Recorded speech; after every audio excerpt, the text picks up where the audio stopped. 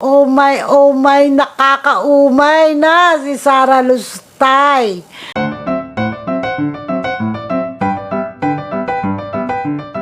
Shock ako!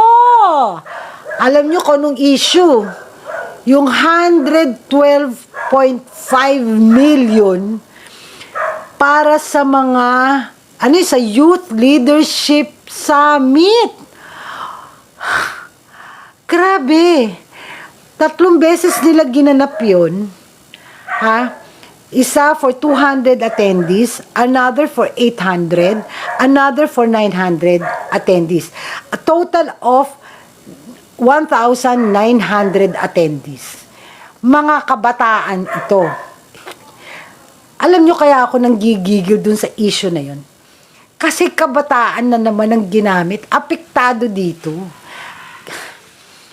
Tingnan mo lumabas na yung issue tungkol doon sa mga pagkain na sira na pinamigay sa mga kabataan. 'Di ba? Yung Nutriban at saka yung gatas. Tapos yung mga sira-sirang bag. Tapos nagkaroon pa ng ghost students na beneficiaries. Ngayon, kabataan ulit, Youth Summit. Ano bang klase mga kabataan ang ginamitan nila na itong summit na ito? Yung 112.5 million pesos, upon my verification, upon the appreciation of the documents that has been submitted to this committee, I found out most, if not all, of the 112.5 million pesos were used in the Youth Leadership Summit.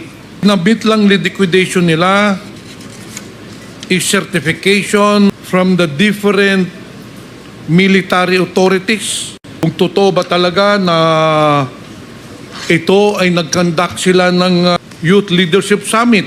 Do we have documentation?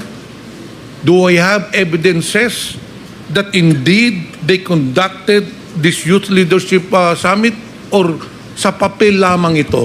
Because we have no way to verify whether ginawa po nila ito.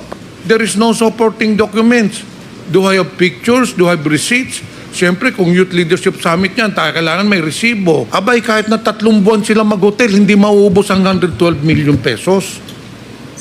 Kahit na 1,000 pakainin nila kada araw, hindi mauubos ang 112 million pesos. Saan nila ginawa yung summit? Sa Okada? Because it is very clear, this is just on paper. Pagpapakain lang ng almost 3,000 students, uubusin ba natin ng 112.5 million pesos? Paano nangyari na ang summit ng para sa kabataan umabot ng 112.5 million? Mas binigyan niya ng pansin ng paggastos sa confidential funds. Kasi 112.5 million na yun, mga kaibigan. Kasama dun sa 500 million na confidential funds niya. Sipin mo, yung confidential funds talagang hanap sa paggastos. Regularly talagang nagagastos nila. Pero yung regular programs, hindi.